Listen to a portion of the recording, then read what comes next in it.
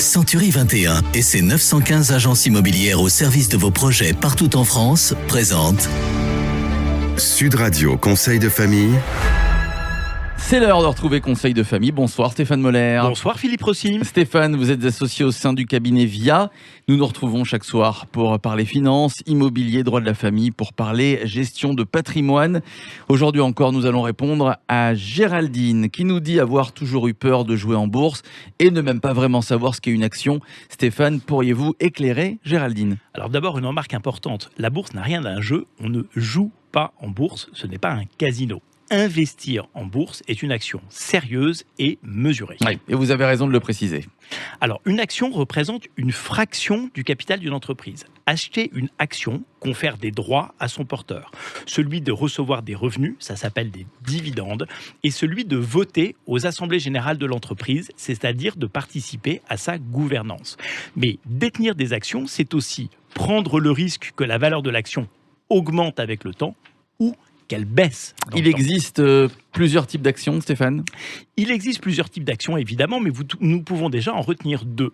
Les actions des entreprises non cotées, ce sont les actions de l'essentiel des sociétés, celles de nos boulangeries, nos pharmacies. Elles sont souvent détenues par des groupes d'amis, des confrères ou la famille.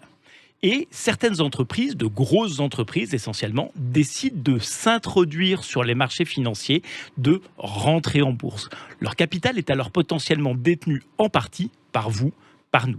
C'est-à-dire que tout le monde va pouvoir acheter ou vendre des actions de ces entreprises. Et comment détermine-t-on le prix de ces actions ? Alors ça, c'est la bonne question. La bourse est une science d'anticipation. On n'achète jamais une action en regardant dans le passé, mais toujours en regardant l'avenir. En fait, ce qui fait l'attractivité d'une action, ce sont deux critères. Un, sa capacité à verser des dividendes, à rémunérer son porteur. Deux, sa capacité à s'apprécier avec le temps, à prendre de la valeur. J'imagine qu'il y a des quantités de paramètres pour définir ces indicateurs. Alors ce sont des modèles mathématiques très complexes qu'il faut laisser à des professionnels et même pour eux, cela n'a rien de certain. C'est très risqué alors ?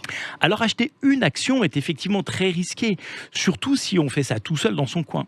C'est pour cela qu'il existe des OPCVM que nous évoquions il y a quelques jours ou des ETF que nous allons évoquer dans une autre chronique. Ils permettent de déléguer le risque à des gérants dont c'est le métier et de mieux en maîtriser le risque.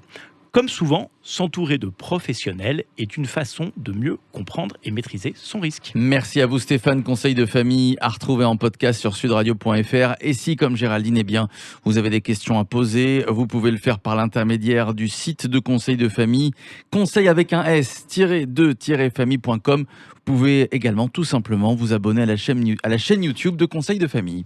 C'était Sud Radio Conseil de famille. avec Century 21 et ses 915 agences immobilières au service de vos projets partout en France.